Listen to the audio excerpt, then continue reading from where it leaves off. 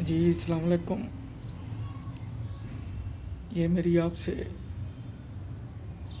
15वीं मुलाकात है। उम्मीद है कि आप मेरी गुफ्तगू से इस्तिफ़ादा कर रहे होंगे, बोर भी हो रहे होंगे। मैं एक अदना सा इंसान हूँ। मैं वो वाक़यात पेश कर रहा हूँ जो हकीकत में मबनी मेरे साथ पेश आए। आगे चल के आपको बहुत कुछ नया मिलेगा। यू विल गेट सरप्राइज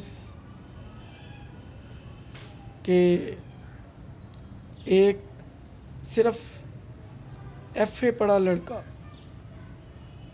जब एक बैग में चंद कपड़े डाल के मस्कत के लिए रवाना होता है तो वो कैसे अपनी तकदीर वालिदैन की दुआओं और अल्लाह ताला के करम से बदलता है। कहाँ वो अरिथमेटिक का, मैथ का नकम्मा स्टूडेंट और कहाँ बैंकिंग में उस्ताद के नाम से जाने जाने वाला फेमस होने वाला आपके सामने आपका ताबेदार मैं हूँ।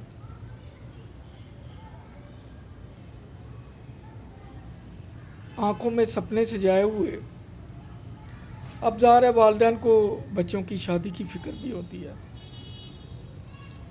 अल्लाह ताला मेरी दादी मरहुमा को जन्नतुल फ़िरदौस में जगह अता फ़रमाए। उन्होंने अपनी ख्वाहिश का इज़हार और मेरी निस्बत मेरी फूफी अल्लाह जन्नत नसीब करे, वो जन्नतुल बकी में दफन है। वो भी आपको उनका मैं वाक़या सुनाऊँगा कि उनको वहाँ पे जगह कैसे मिली। कुछ लोग कहते हैं जी कब्रों पे जाके दुआ नहीं करनी चाहिए। इंशाल्लाह मैं वो भी बताऊँगा कि उनको जन्नतुल बकी में जगह कैसे मिल गई। मैं आई विटनेस हूँ।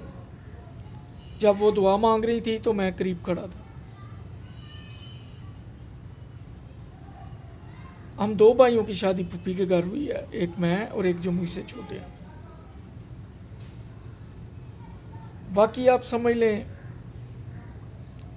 कि कुछ अलमिया ऐसा है कि किसी की शादी फैमिली में नहीं हुई, हालांकि मैच थे लेकिन आज तक वो मैचलेस हैं, सक्सेसफुल नहीं हैं। इसमें भी अल्लाह ताला की रज़ा है, मैं कुछ नहीं कह सकता। जो काम होना होता है वो हो जाता है। लाख कोशिशें करो, जो नहीं होना वो नहीं होना, और जो होना होता है उसके लिए खुद असबाब पैदा होने शुरू हो जाते हैं। मैंने 2000 में कैंसर के ख़िलाफ़ जंग लड़ी थी। I was the victim of cancer, patient of cancer, और मैं आपके सामने मुस्कुरा रहा हूँ उसका नाम लेते हुए, क्योंकि मैंने वालिदैन की दुआओं से, ख़ासकर वालदा साहबा की दुआओं से, अल्लाह ताला के करम से मैंने उसे भी शिकस्त दी। एक गोली, एक इंजेक्शन के बगैर। अनबिलीवेबल।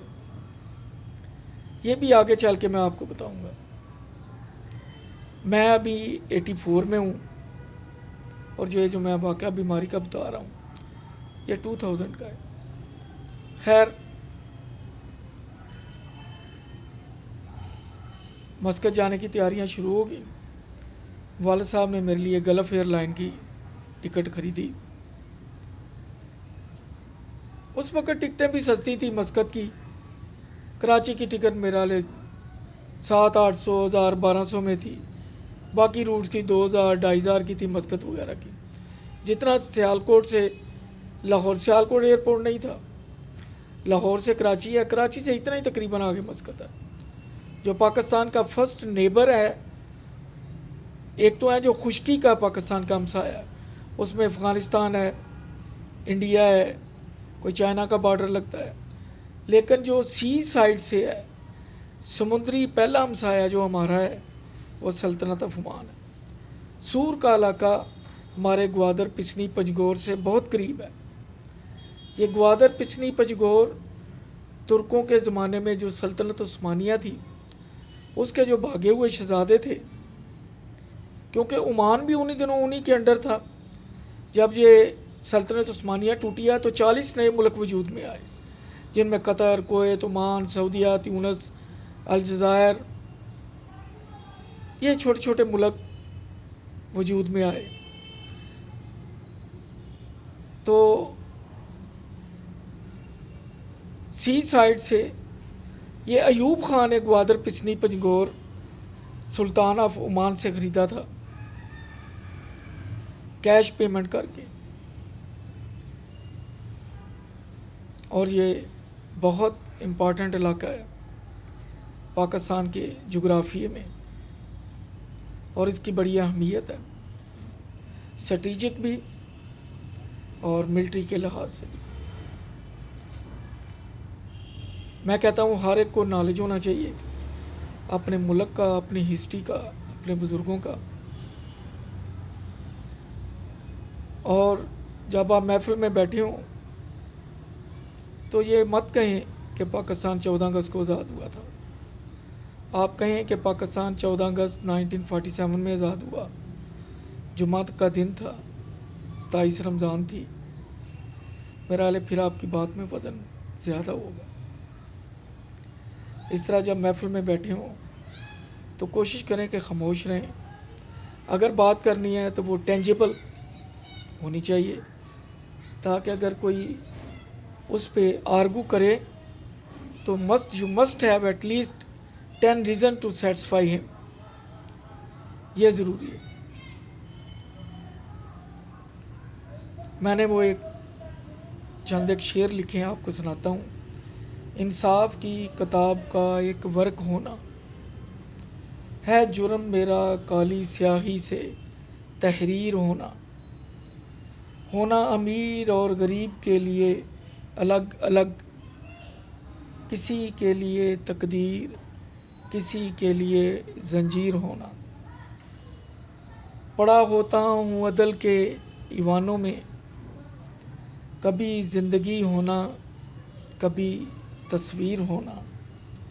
गवाही दूंगा रोज़े क़यामत एहसान, बिकना कानून का और काजी का बेज़मीर होना। ये मैंने खुद लिखा हुआ है। तो लाहौर चले गए, फ़्लाइट थी मेरा 10:30-11 बजे गल्फ़ एयरलाइन की वाया कराची। लेकिन गल्फ़ एयरलाइन लाहौर नहीं आती थी, कराची तक ऑपरेट करती थी। लाहौर से PIA पे, PIA से आगे गल्फ़ पे। उस वक़्त ग्रीन चैनल नहीं होता था, रेड चैनल होता था, चुंगियाँ होती थी। मैं कहता हूँ नवाज़ शरीफ लाख बुरा है, लेकिन एक काम वो अच्छा कर गया है कि वो ग्रीन चैनल इंट्रोड्यूस करा गया है। और जो चुंगियों पे बदमाशी होती थी वो मैं आगे जाके आपको बताऊंगा कैसे होती थी, और हम किस तरह सफ़र करते थे, और रावी के नाके पे किस तरह सफ़र करते थे। सफ़र से मुराद ये लोग तंग कैसे करते थे। अगर कोई बूले से कराची से ट्रेन पकड़ के लाहौर तक आता पंजाब आने के लिए, तो उसके साथ क्या अशर होता था। और जो पैसेंजर क्योंकि इरिटेट थे, मस्कत में सारी लेबर थी, तकरीबन 90% तो लेबर थी, 90 नहीं 95%। हम चंद एक खुशकिस्मत लोग थे जो कोई बैंक में था या कोई होटलिंग में था या इंश्योरेंस, या ज़्यादा पाकिस्तानी डिफेंस में थे, वो भी कुक, धोबी, नाई, ये जॉब थी उनकी। बैंक में तो जॉब बड़े लकी बंदे को मिलती थी। प्लेन में बैठ गए, लाहौर एयरपोर्ट उस वक़्त पुराना सेटअप था, ये वाला नहीं है जो अब है। तो जाके बैठी था कि थोड़ी देर बाद PIA का स्टाफ आ गया, मेरे पास उन्होंने कहा जी आपका नाम है ये राना एहसान। मैंने कहा जी। कहता जी आपकी टिकट में से 2000 रुपये कम है। मेरा पहला पहला फ़ज़ाई सफ़र था, मैं बड़ा अपसेट हुआ। मैंने कहा मेरे पास तो नहीं है, मैंने तो सिर्फ एयरपोर्ट टैक्स जेब में डाला है जो मुझे ट्रैवल एजेंट ने कहा था, और टिकट में से पैसे कम हैं, ये तो मुमकिन नहीं है। उसने कहा नहीं जी ये पैसे कम है। मैंने कहा फिर आप मेहरबानी करें। उस वक़्त प्लेन के सामने ही होता था जहाँ पे पैसेंजरों के मिलने जुलने वाले उनको अलविदा करते थे, एक जाली सी लगी होती थी जैसे आजकल गोट फार्मों के बाहर लगी है। तो मैंने कहा मुझे उम्मीद है कि मेरे वालिद साहब वहीं खड़े होंगे। खैर वो राज़ी हो गया, हम प्लेन से नीचे उतरे। जब मैं प्लेन की सीढ़ियों से उतर रहा था, वालिद साहब ने मुझे बताया कि मैंने सोचा शायद किसी ने शिकायत कर दी है कि तुम सरकारी मुलाजिम और बाहर जा रहे हो और तुम पकड़े गए हो। खैर उन्हें नहीं पता था कि किस्सा क्या है। वो स्टाफ का आदमी मुझे लेके जालियों के करीब आ गया। मैंने वालिद साहब को दुआया, मैंने कहा कि टिकट के पैसे इन्होंने कहा है जी कम है, तो ये 2000 रुपया और मांग रहे हैं। इत्तेफाक से वालिद साहब के पास पैसे थे, उन्होंने उसको 2000 दिया। मैंने कहा आप ऐसे करें प्लीज़, आप इसे मेरी टिकट पे मेंशन भी कर दें, वो ना हो जब मैं ऑनवर्ड फ़्लाइट के लिए कराची से मस्कत जाने लगूँ तो मुझसे दोबारा तकादा किया जाए। खैर उसने टिकट के एक कोने पे लिख के, मैंने कहा सर आप नीचे अपना नाम लिख दें। उस वक़्त मोबाइल फ़ोन नहीं होते थे, अपना नाम लिख दें और डेजिग्नेशन लिख दें और साइन कर दें। खैर उस बंदे ने लिख दिया। अब मैं कराची जाके उतर गया। पता नहीं क्या वजह हुई कि प्लेन लाहौर से ही लेट उड़ा था या क्या था। जब मैं कराची पहुंचा ऑनवर्ड फ़्लाइट पकड़ने के लिए, तो वो फ़्लाइट जा चुकी थी। उन्होंने कहा जी अगली फ़्लाइट तो जा चुकी है। मेरे फूफा कराची में थे, वो KPT में ऑफिसर थे वहाँ। मैंने एयरपोर्ट से उन्हें घर फ़ोन किया, मैंने कहा कि मैं ऐसे ऐसे मस्कत जा रहा था, आपको इल्म है अभी मेरी फ़्लाइट मिस हो गई है और मैं घर आ रहा हूँ। उन्होंने कहा बेटे आप रुको, हम उधर एयरपोर्ट आ रहे हैं टैक्सी लेके। मैं एयरपोर्ट पे रुक गया, वो टैक्सी लेके आ गए। अब मैंने वो काउंटर से पता किया कि इस टिकट का क्या करना है, तो अब मेरे जहन से होटल का नाम निकल गया, सदर में कोई होटल था। उन्होंने कहा जी वहाँ गल्फ़ का ऑफिस है, वहाँ चले जाएं, वहाँ से आप सीट आप रीकन्फर्म कराएं। हम निकले वहाँ से, एयरपोर्ट से पहले हम उधर गए गल्फ़ के ऑफिस में फूफा के साथ। वहाँ जाके हमने उनको प्रॉब्लम बताई। उन्होंने हमारी कोई मेरा हाल 1 दिन या 2 दिन के वक्फे के बाद जो नेक्स्ट फ़्लाइट थी उस पर मेरी सीट कंफर्म हो गई। खैर I was cool and relax. लेकिन परेशानी बहुत उठानी पड़ी। इसके मुकाबले में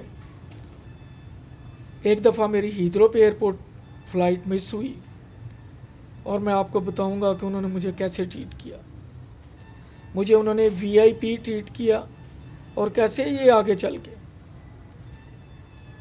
तो कराची में रुक गया फूफी के घर, मेरा हाल 2 दिन मैं वहाँ रहा। फिर उन्होंने मुझे रुखसत किया, सोन हलवा वगैरह लेके दिया, खुश थे वो बहुत। भाई को मैंने बता दिया था फ़ोन करके कि मेरी इस वजह से फ़्लाइट मिस हो गई है। उस वक़्त मोबाइल था नहीं, आम दुकानों पे फ़ोन भी नहीं होते थे, ज़्यादातर पाकिस्तानी बैंकों में जाते थे और बैंकों के नंबर ही दिए होते थे, वहीं पे फ़ोन करते थे और उन्हें कहते थे जी ज़रा किसी को भेज के ये पैगाम दे देना। जब मैं वहाँ गया तो उस वक़्त भी यही रिवाज था और वो पाकिस्तानी अमीर तरीन गिना जाता था जो महीने में 2 दफ़ा अपने घर फ़ोन करता था, और बंगाली वो अमीर तरीन गिना जाता था जो एक दिन में 2 से ज़्यादा पान खाता था। खैर फ़्लाइट पकड़ी और मैं प्लेन में बैठ गया। उन्होंने रिफ़्रेशमेंट सर्व की। तो जिस तरह आजकल नेस्ले के डिब्बे हैं जूस के छोटे, शिज़ान के हैं, माज़ा के हैं, इसी तरह का मेरी साथ वाली सीट पे भी उन्होंने डब्बा दिया। पहले उन्होंने हमें कोल्ड ड्रिंक दिए, लेकिन उस बंदे का शायद उससे दिल नहीं भरा। उसने कहा जी कोई और कोई चीज़, मुझे प्यास लगी है, तो उन्होंने वो डब्बा ला दिया। आप यकीन करें वो डब्बा मैंने लाइफ में पहली दफ़ा देखा था, और मैं उसे वॉच कर रहा था, वो ऐसे घुमा के उसे देख रहा था। हालांकि जो स्ट्रॉ होता है ना, वो प्लेट में पड़ा हुआ था, डब्बे के साथ अटैच नहीं था। तो वो बंदा डब्बे को खोलने के चक्कर में था और मैं उसे वॉच कर रहा था। मैंने टाई लगाई हुई थी, पैंट शर्ट पहनी हुई थी। मैंने कहा ये बंदा अब लाजम मुझसे पूछेगा कि यार इन्हें खोलना किस तरह। जितनी देर वो लगा चुका था उतनी देर मैं भी लगा चुका था, मेरी नज़र भी उसी डब्बे पे थी।